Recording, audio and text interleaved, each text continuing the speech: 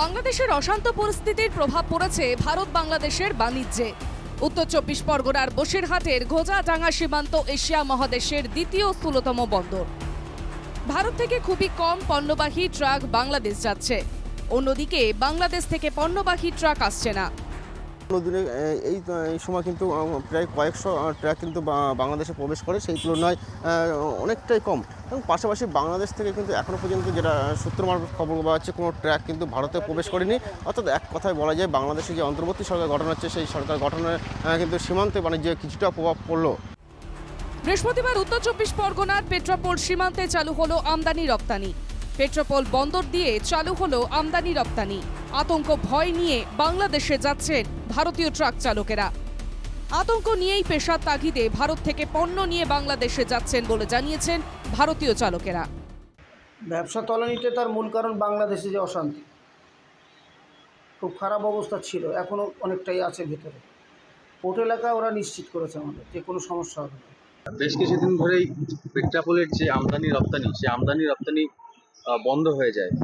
আজ বৃহস্পতিবার সকাল 8টা থেকে এই আমদানি রপ্তানি চালু হয় এবং এই মুহূর্তে আমি রয়েছি পেট্রাপোল ল্যান্ড পোর্টে, যেখানে দেখানোর চেষ্টা করব যে একদিকে যেমন বাংলাদেশ থেকে ট্রাক আসছে। ব্যবসা স্বাভাবিক হলো, এতে কি আপনাদের ভালো লাগছে? ভালো, অবশ্যই। বন্ধ হয়ে গেলে তো সমস্যা নেই। জি, ইন্ডিয়ান পণ্য না এলে তো আমরা তো চলতে পারবো না। কি মাল নিয়ে এসেছেন আপনি? আমি সুপারি নিয়েছি।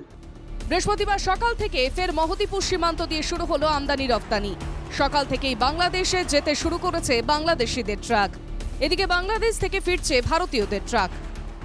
সকালবেলা একটুখানি টাইম লেগেছে, কেননা সমস্ত নতুন ওখানে লোক, আর যেটা মুশকিল হয়েছে বাংলাদেশের তরফে যে লেবার, সেই পুরনো লেবাররা সব ভয়ে পালিয়ে গেছে।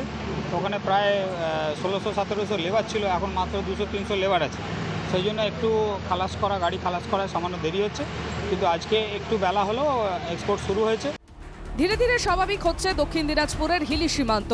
শেখ হাসিনা সরকারের পতনের পর হিলি সীমান্তে আমদানি রপ্তানি বন্ধ হয়ে যায়। ব্যবসায়ীদের সুরক্ষার জন্য সীমান্ত সংলগ্ন দোকান বন্ধ করে দেয় বিএসএফ। বৃহস্পতিবার থেকে খুলেছে সব দোকান। হিলি বন্দর এখন একদম পুরোপুরি স্বাভাবিক আছে। কালকেও পুরোপুরি এক্সপোর্ট হয়েছে, এক্সপোর্ট ইম্পোর্ট দুটোই হয়েছে।